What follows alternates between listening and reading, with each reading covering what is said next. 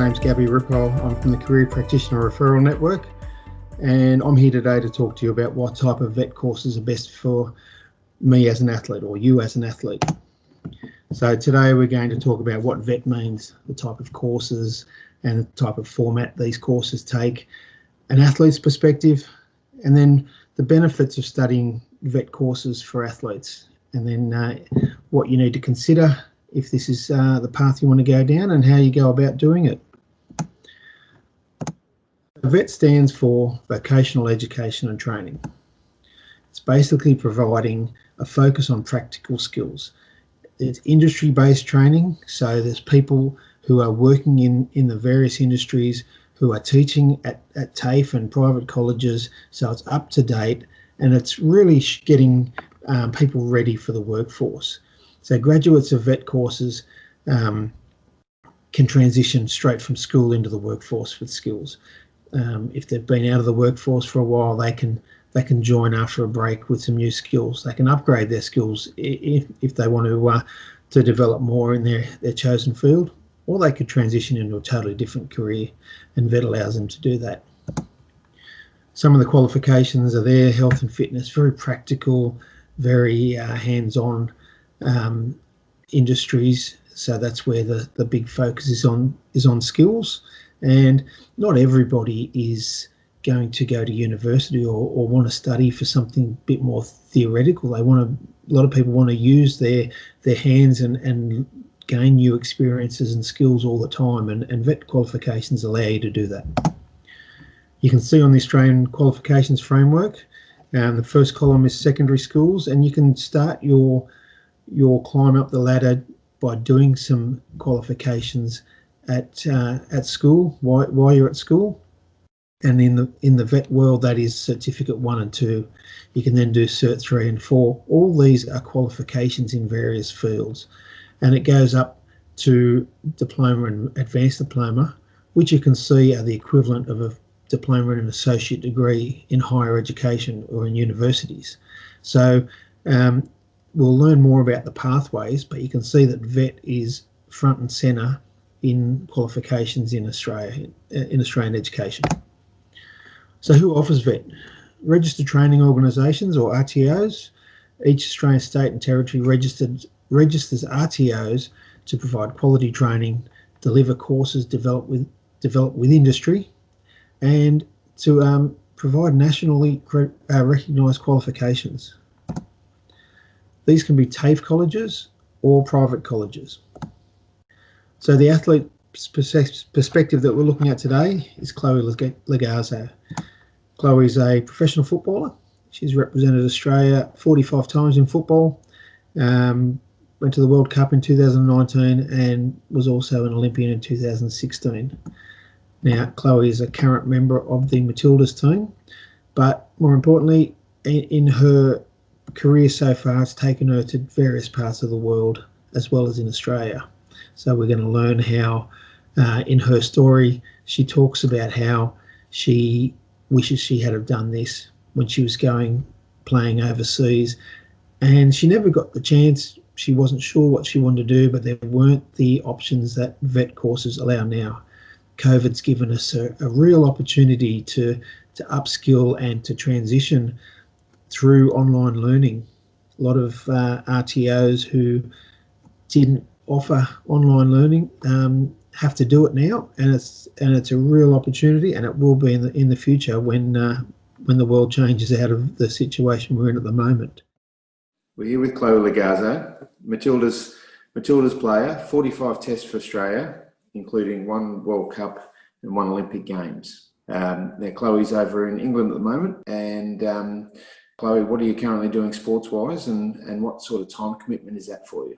Well, right now I'm playing over here in England in the professional league, and I train every day except for Monday and Friday. I play on the weekends, and it occupies majority of my day. I got in at 11:10 today and didn't leave till 4 o'clock, and majority of the time after that is just making food and and making sure that I'm prepared for training. What are you doing study-wise? I've actually just started an interior design course. I started during the quarantine time, and I think it was perfect timing for me. I think I've wasted the last 4 years of living overseas and really like embracing the time that I've had overseas. And I think now is the time for me to start studying and really think about my life after football. I think the last couple of years I've really focused on me as a person and me as a footballer, and kind of distinguishing the difference between those two people and not just being a footballer. I think there's so much more behind every single person, and I truly believe that's what's made me go to the next level, is really being able to focus on two different things and kind of not let football just like engulf my whole entire life. So I think finding the right thing to study was definitely key. I think I didn't like school a lot, and that was purely because it didn't really spark any fire within me. And I think football was the only thing that did that. But now I've finally been able to ground myself and really channel all my energy into one thing and realize this is exactly what I want to do. What made you take up this course, and where is the course? The course is online, which is perfect for me because, as I've said before, I've lived overseas for the last 4 or 5 years. I would love to be able to be at home and be able to do it, but it's just not the lifestyle that I live, and it's not the lifestyle that I see in the next 4 or 5 years. Whether I'm going to be living at home when I finish my career or not, you definitely help me see that I don't have to keep putting it on the back burner, and there's definitely ways around being able to study, and I think that you help me a lot being able to just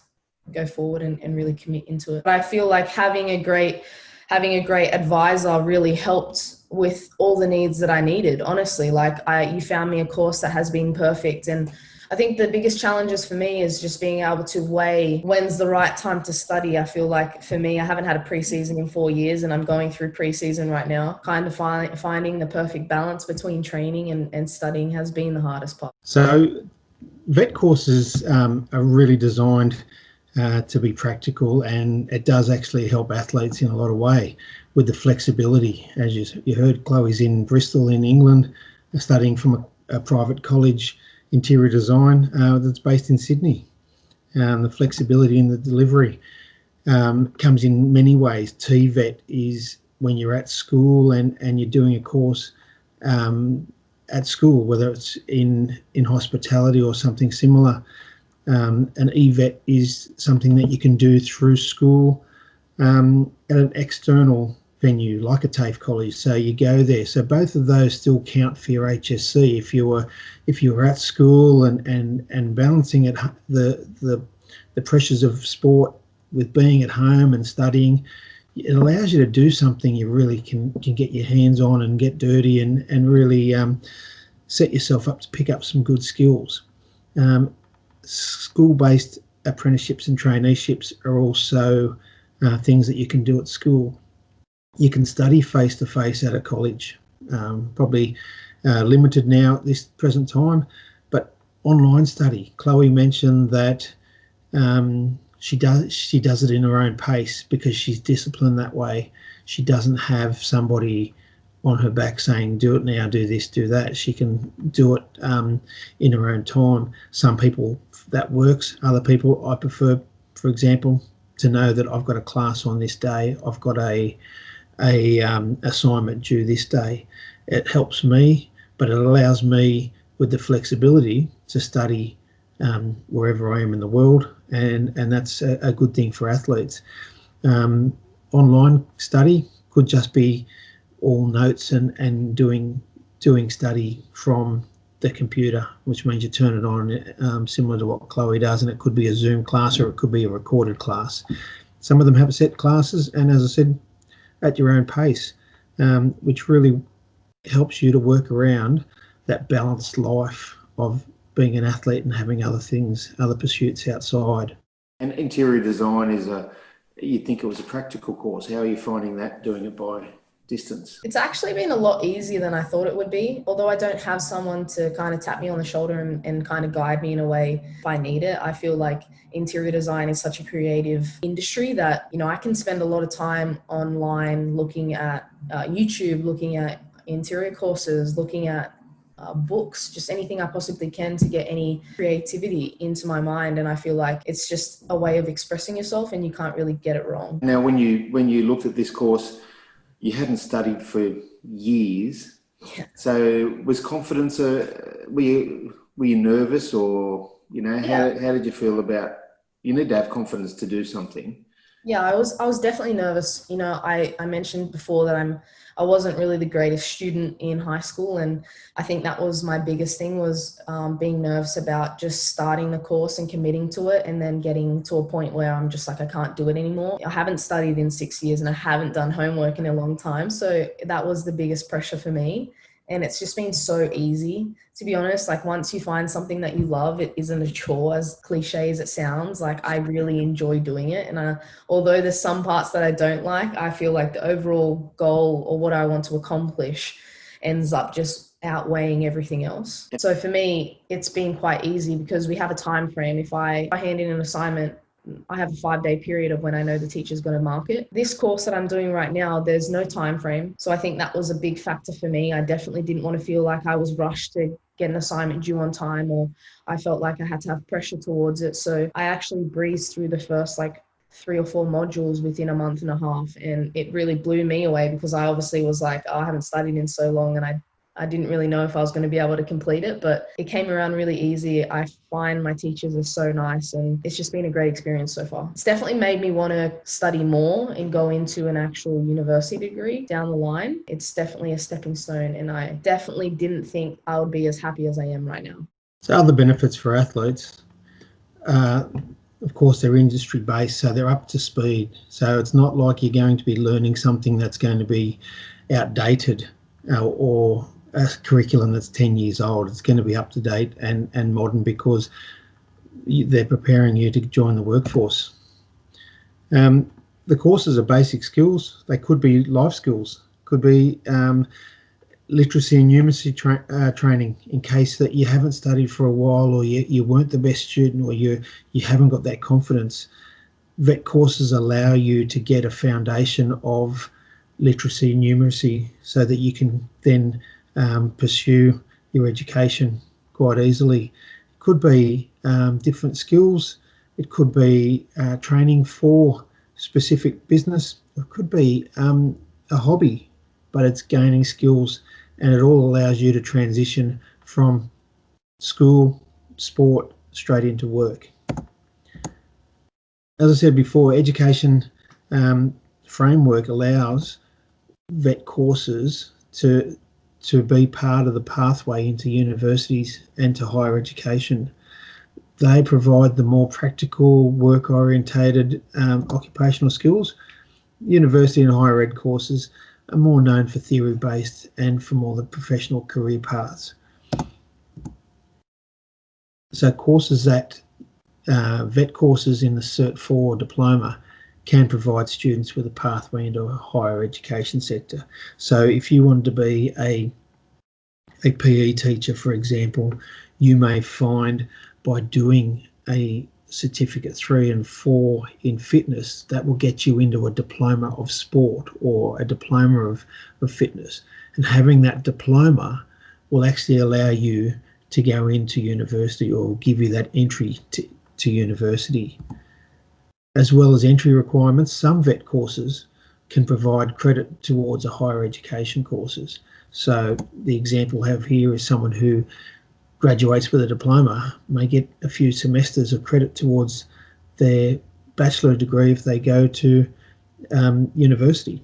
And some universities and TAFEs are actually talking and making sure that they're on the right path, so that you can be confident that your course that you do at TAFE will get you in and get you some credit. Things you need to consider: what are you good at? What do you like doing? Your skills and interests that you have at the moment are a good pointer to the sorts of things that you're going to enjoy doing for a job, which means working back from that, what skills have you got that you want to develop, things that you like doing. What's important to you? Your values match a lot about what we do in our careers. So having these ideas, any ideas you might have had, if you've wanted to be a nurse all your life, or you've wanted to be a doctor or someone like that, or a carpenter, why have you had those ideas? What was it that got those ideas into your head? And of course, the most important thing to consider is that all this can be done at the same time you're doing your sport.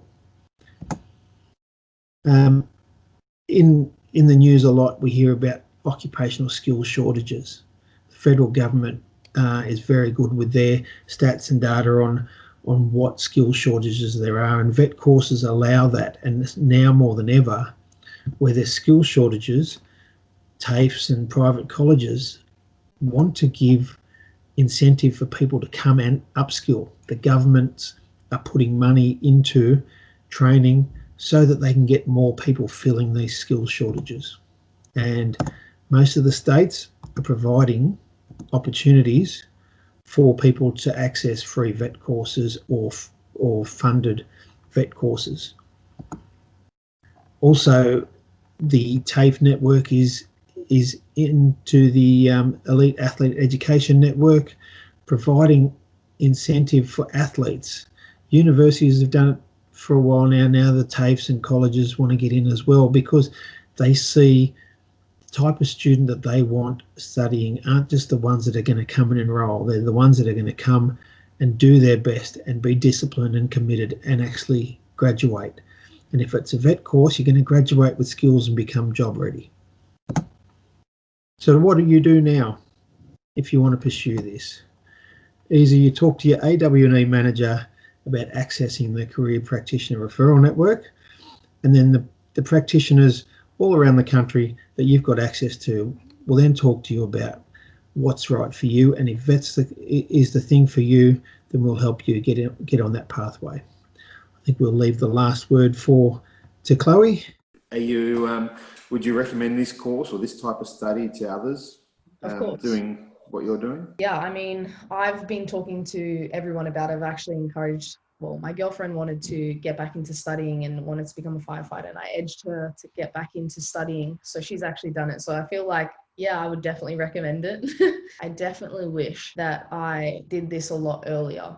And even if it wasn't something that I ended up doing for the rest of my life, occupying my time and learning about different things, I just wish that I started a lot earlier. Thanks very much, and look forward to seeing you soon.